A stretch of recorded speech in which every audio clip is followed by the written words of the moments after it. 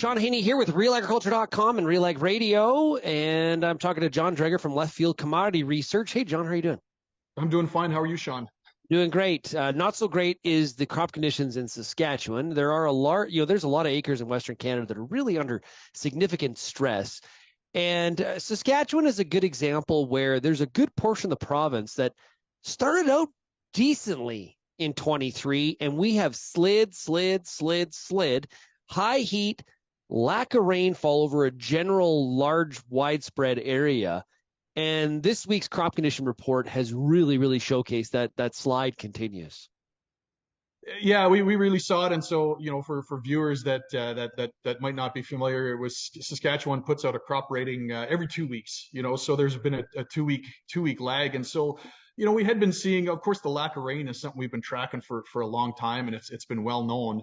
But one of the things that, at least until recently, I think that it helped at least buffer a little bit some of the impacts is that temperatures had actually been fairly cool. And so crops had maybe not been deteriorating in the way that you might expect given the lack of rainfall.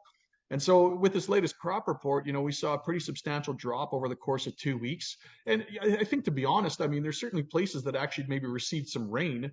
But I think the difference is that now we actually have seen kind of those temperatures crank back up. And so kind of the cumulative rainfall deficit now with some higher temperatures, and we're seeing some pretty significant drops, say, compared to 2 weeks ago, for example, for a lot of crops. And so, yeah, it's starting to show up, I guess, in a more impactful way, in a more significant way in the crop condition ratings, even though they already were trending lower. So what does this do for crop production estimates? Are you going to crank down, or maybe crank is the wrong way to put it? Are you going to start to dial back? Well, maybe you are going to crank. I don't know.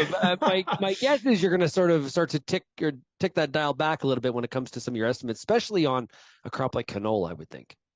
Yeah, certainly, Shaun. And to be honest, I guess as we're chatting here, it was just a couple hours ago when the ratings came out. And so we're still just kind of digesting and thinking through it a little bit. And especially since they dropped a little bit more than we expected. So, I guess the question is, crank might almost be a strong enough word. I don't know if we're exactly to that point.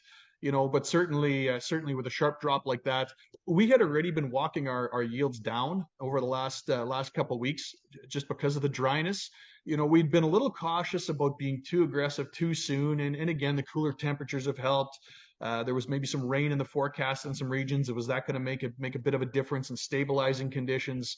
And at least in terms of Saskatchewan specifically, that hasn't really been the case. And so we maybe got a little bit of catching up to do to the downside. The hard part, I guess, is we think through it, and of course, Shaun, you're in Alberta, so you have a better sense of this, maybe being on the ground than we do. But you have parts of Alberta that are just a wreck, and then you have parts of Alberta that are actually not that bad and look pretty okay. And so just there's a lot of variability out there, I guess, is kind of when we think not just of Saskatchewan but across Western Canada. And even just in local areas, and we were chatting previously about a farmer who had won the rain shower lottery, and some places get rain and don't, even in a small local area. That's really hard to try and get a sense of what do you do from a national yield perspective. But having said that, obviously Saskatchewan is the largest province. The ratings are going down. That's going to have a direct impact on overall average yields. Yeah, and a lot of attention is paid, of course, to spring wheat and to canola. And that sucks up a lot of the oxygen in the room when we talk about production numbers. But what about pulse crops? That's one that doesn't get necessarily the widespread attention, but very, very important to the farmer's rotation and farmer's cash flow. What kind of how has all of this weather and crop condition impacted that production number, do you think? Well, those have been coming down as well, and in the case of peas, in the case of lentils, for example, in Saskatchewan, a similar trend to everything else, and I think there's a couple parts to that. I mean, one, certainly, there's been dryness in a widespread area, so that's not a surprise. But if you also think about the areas that have maybe been, the driest, the hardest hit, for example, Southwest Saskatchewan, Western Saskatchewan, some of those parts, of course, these are big pulse areas as well. So it's not just the dryness in aggregate, but an element of concentration in some areas where where pulses are growing. So for example, in the case of lentils, we're actually that far above 2021 levels on say a good excellent rating. In the case of peas, similar as well. So yeah, they've been hit just like everything else. And of course, Saskatchewan is such an enormously important producer of all crops, but particularly pulses.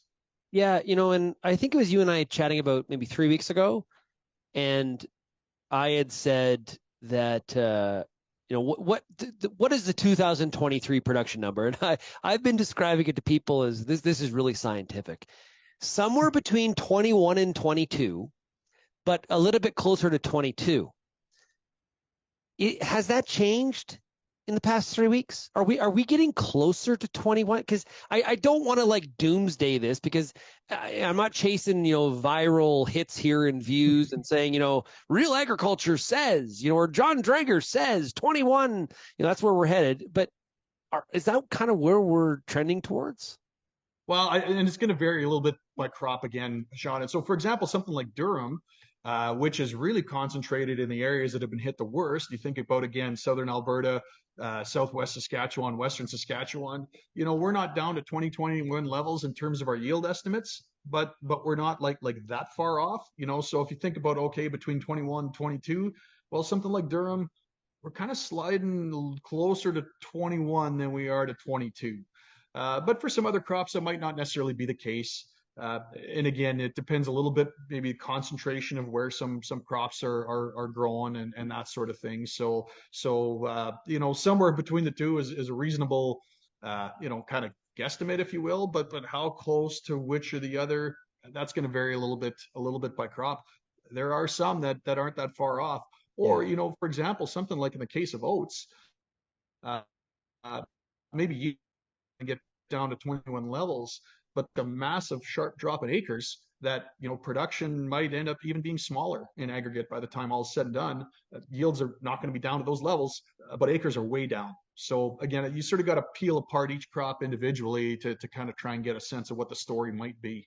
Yeah, well, on that oats, this is a good way to maybe help cure some of that carryout from 22 is low acres and bad and low yield per acre. That's a good way to solve some of those supply issues for sure.